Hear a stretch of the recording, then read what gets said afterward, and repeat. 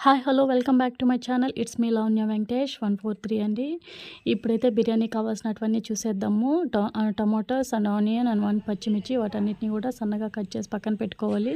And అల్లం వెల్లుల్లి paste బాగా ఫ్రెష్గా నూరుకున్నదైతే మంచి టేస్ట్గా ఉంటుందండి బిర్యానీకి. ఇదైతే హోల్ గరం మసాలా సూపర్ మార్కెట్లో అవైలబుల్గా ఉంటుంది.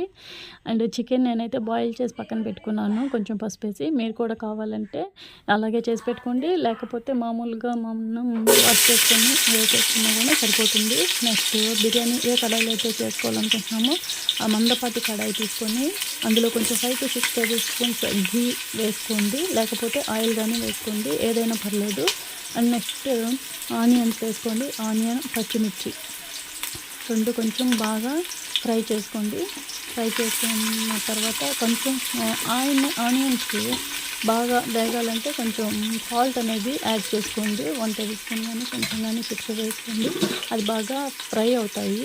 అండ్ నెక్స్ట్ వచ్చి హోల్ గరం మసాలా ఫస్ట్ ఆయిల్లో నేను ఎందుకు వేయలేదంటే అండి అవి మాడిపోతే మళ్ళీ మనకి బిర్యానీ టేస్ట్ అనేది ఉండదు. సో అందుకోసం ఆనియన్ పచ్చిమిర్చి వేసిన తర్వాత అవి కొంచెం ఫ్రై అయ్యాక మనం ఈ హోల్ గరం మసాలా అనేది యాడ్ చేసుకొని కొంచెం బాగా ఫ్రై చేసుకొని కాసేపు అలాగే పెట్టుకోండి. మూత పెట్టి ఒక 2 minutes అలాగే పెట్టండి. ఆనియన్స్ బాగా మగ్గిపోతాయి, బ్రౌనిష్ కలర్లో వస్తాయి.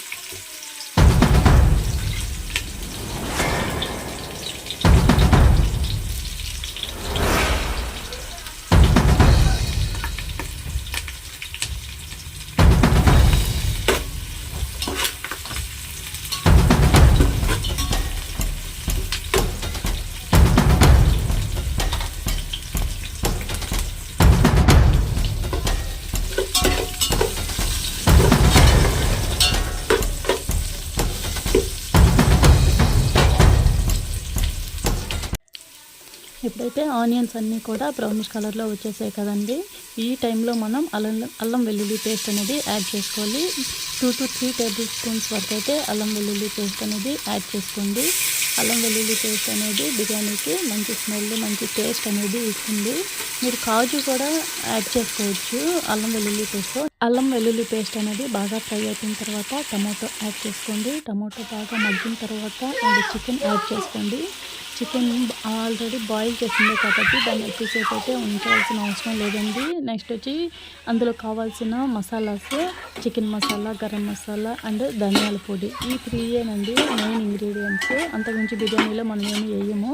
అండ్ కారం మస్ట్ అండ్ షుడ్గా 1 tablespoon or 2 tablespoon మీ కారాన్ని తగినట్టు మీరు వేసుకోండి.